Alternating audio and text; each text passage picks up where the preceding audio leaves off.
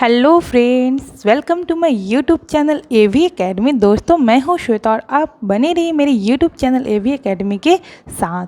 दोस्तों, आज का हमारा सेशन स्टार्ट होगा सीडीपी का, और सीडीपी में आज हम लोग डिस्कस करेंगे संवेग को, जो कि सीटेट के एग्ज़ाम के पॉइंट ऑफ व्यू से और अदर टेट के एग्ज़ाम के पॉइंट ऑफ व्यू से बहुत ही ज़्यादा इम्पॉर्टेंट टॉपिक को डिस्कस किया जाएगा इस वीडियो में। तो आप लोग अंत तक बने रहिए मेरे इस वीडियो में। तो चलिए अब हम लोग स्टार्ट करते हैं संवेग को। देखते हैं संवेग क्या होता है, परिभाषा जानते हैं संवेग का। सबसे पहले तो देखते हैं मैकडूगल के अनुसार संवेग क्या है। तो संवेग ज्ञानात्मक, भावनात्मक एवं क्रियात्मक पक्ष का परिचायक है, जिसका संबंध प्रारंभ भावना से होता है।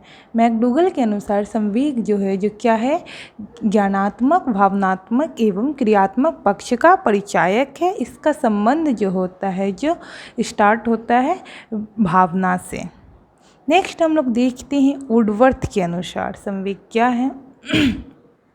संवेग किसी भी प्राणी की गतिमय और हलचलपूर्ण अवस्था है। क्या कह रहे हैं वुडवर्थ जी कि संवेग जो है, जो किसी भी प्राणी की गति में, यानी कि गति है उसमें, गति में और हलचलपूर्ण अवस्था है। व्यक्ति स्वयं को यह अपनी भावनाओं को उत्तेजनापूर्ण स्थिति प्रदान करता है। व्यक्ति जो है, जो स्वयं यह अपनी भावनाओं को उत्तेजनापूर्ण स्थिति को प्रदान करता है। चलिए आगे देखते हैं मैकडूगल के अनुसार संवेग की उत्पत्ति। मैकडूगल के अनुसार संवेग की उत्पत्ति 14 तरह की मूल प्रवृत्ति से होती है। क्या मैकडूगल के अनुसार जो संवेग है, जो कितने प्रकार की मूल प्रवृत्ति से उत्पन्न हो रही है, तो 14 प्रकार के मूल प्रवृत्ति से उत्पन्न हो रही है। क्वेश्चन आपका बनेगा यहाँ पर, सीटेट आपसे पूछ सकता है कि मैकडूगल के अनुसार संवेग की उत्पत्ति कितने प्रकार की मूल प्रवृत्तियों से होती है, तो आपका जवाब होगा 14 प्रकार के। चलिए आगे देखते हैं मूल प्रवृत्ति और संवेग को देखते हैं हम लोग। हमारा मूल प्रवृत्ति है पलायन, संवेग हमारा होगा भय या डर, युयुत्सा युद्ध प्रियता, संवेग क्रोध। मूल प्रवृत्ति निवृत्ति मुक्ति पा लेना, संवेग घृणा। मूल प्रवृत्ति जिज्ञासा, संवेग आश्चर्य। फिर है नेक्स्ट है हमारा मूल प्रवृत्ति शिशुरक्षा,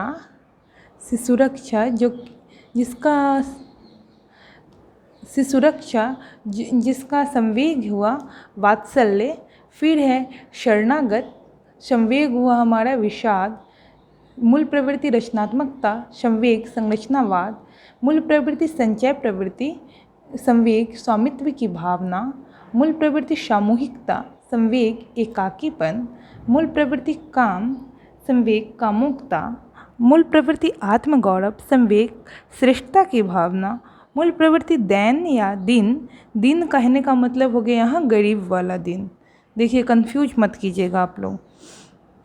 तो दैन या दिन जो है, जो होता है संवेग है इसका आत्महीनता। फिर है मूल प्रवृत्ति भोजन अवशेष, संवेग भूख। मूल प्रवृत्ति हास्य हंसना, संवेग आमोद या प्रमोद। तो चलिए हम लोगों ने देख लिया 14 प्रकार के मूल प्रवृत्ति और संवेग को।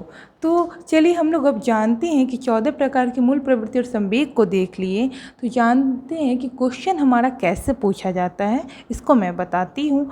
तो आपका क्वेश्चन यहाँ पर बनेगा, सीटेट आपसे पूछेगा कि पलायन, व्यक्ति पलायन करता है तो उसमें कौन सा संवेग छुपा हुआ है। या फिर क्वेश्चन रहेगा मैकडूगल के अनुसार कोई भी व्यक्ति अगर पलायन कर रहा है तो हमारा संवेग कौन सा होगा। उत्तर में आपका दे देगा जैसे क्रोध, घृणा, नेक्स्ट ऑप्शन आपका आश्चर्य, और फिर लास्ट ऑप्शन आपका भय या डर रहेगा।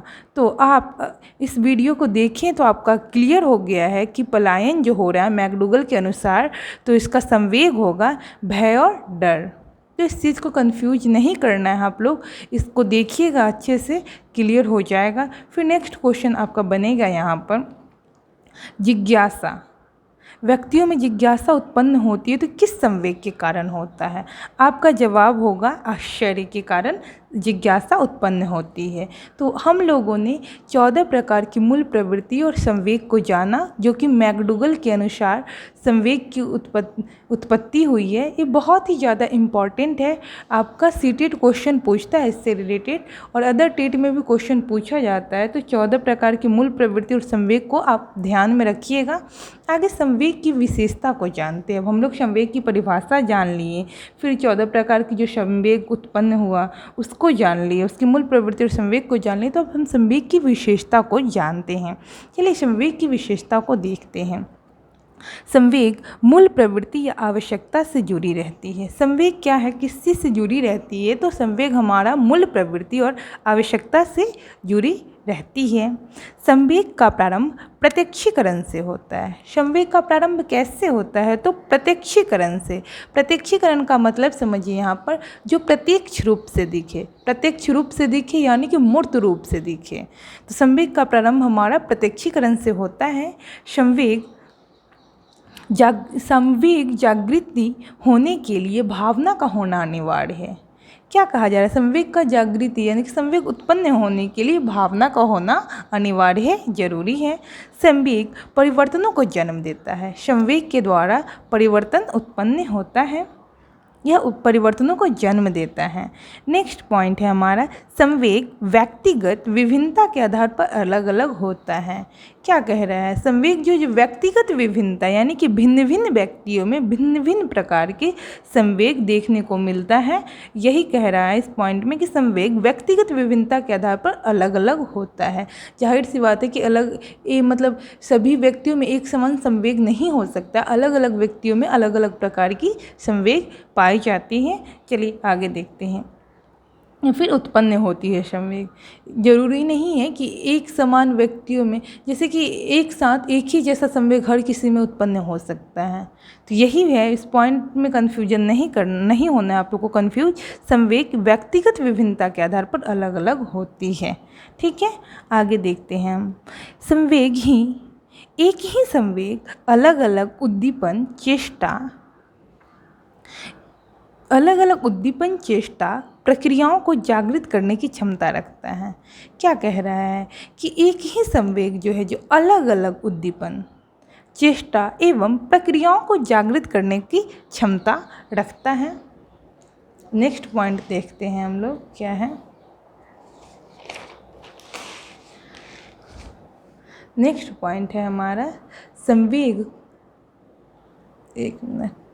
नेक्स्ट पॉइंट है हमारा, संवेग में स्थानांतरण का गुण पाया जाता है। संवेग में क्या पाया जाता है? तो स्थानांतरण का गुण पाया जाता है। एक संवेग दूसरे संवेग को जन्म देता है। एक संवेग जो है, जो दूसरे संवेग को जन्म देता है। संवेग ऋणात्मक और धनात्मक दोनों तरह के होता है। ठीक है, दोनों होता है। यह बुद्धि को प्रभावित करता है, यह बुद्धि को प्रभावित करता है। अब संवेग की विशेषता जान गए हम लोग। चलिए अब संवेग के प्रकार को जानते हैं। संवेग मूल रूप से दो प्रकार का होता है, सकारात्मक और नकारात्मक। चलिए हम संवेग कितने प्रकार का होता है? तो दो प्रकार का होता है मूल रूप से। कौन कौन है? सकारात्मक और नकारात्मक। अब इसकी परिभाषा को देख ले। सकारात्मक संवेग क्या है हमारा? तो सकारात्मक संवेग में प्रेम, आमोद, सृजनात्मकता या व्यक्ति या समाज दोनों के लिए हितकर होता है। क्या कह रहा है? जो सकारात्मक संवेग जो है हमारा, उसमें प्रेम, आमोद, सृजनात्मकता या व्यक्ति और समाज यानी कि इन जो सभी चीज़ है, प्रेम है, आमोद है, सृजनात्मकता यानी कि सृजन करने की जो शक्ति है, या व्यक्ति और समाज दोनों के लिए हितकर होता है। यानी कि स्वयं व्यक्ति के लिए और समाज के लिए, दोनों के लिए हितकर होता है। संवेगों, हितकर होने वाले संवेगों को रखा जाता है। ठीक है, आप लोग समझ गए होंगे कि सकारात्मक संवेग में क्या होता है। तो इसमें प्रेम, आमोद, सृजनात्मकता और या व्यक्ति और समाज दोनों के लिए हितकर होने वाले संवेगों को रखा जाता है। नकारात्मक संवेग को देखते हैं। नकारात्मक संवेग के अंतर्गत क्रोध, भय, विषाद, ईर्ष्या आदि को रखा जाता है। नकारात्मक संवेग के अंतर्गत क्या क्या रखा जाता है? तो क्रोध, भय, विषाद, ईर्ष्या आदि को रखा जाता है। दोस्तों, संवेग से रिलेटेड जो टॉपिक है आज का हमारे इस वीडियो में, जिसमें हम लोगों ने डिस्कस किया संवेग की परिभाषा, फिर मैकडूगल के अनुसार जो संवेग 14 प्रकार के मूल प्रवृत्ति से उत्पन्न होता है उसको देखिए हम लोग, फिर हम लोगों ने संवेग की विशेषता को जाना और उसके बाद हम लोगों ने अंत में संवेग के प्रकार को जाना। दोस्तों, आप इस वीडियो को आप लोग ध्यान से देखिए, आपके एग्ज़ाम के पॉइंट ऑफ व्यू से बहुत ही ज़्यादा इम्पॉर्टेंट टॉपिक को डिस्कस किया गया है। संवेग से रिलेटेड इम्पॉर्टेंट टॉपिक को डिस्कस किया गया और कुछ टॉपिक और रह गया है संवेग से रिलेटेड, जिसको हम दूसरे वीडियो में डिस्कस करेंगे। दोस्तों, अब आपको हमारा वीडियो पसंद आया होगा तो इस वीडियो को लाइक करें, शेयर करें, सब्सक्राइब करें हमारे यूट्यूब चैनल AV Academy को। Thanks for watching my video।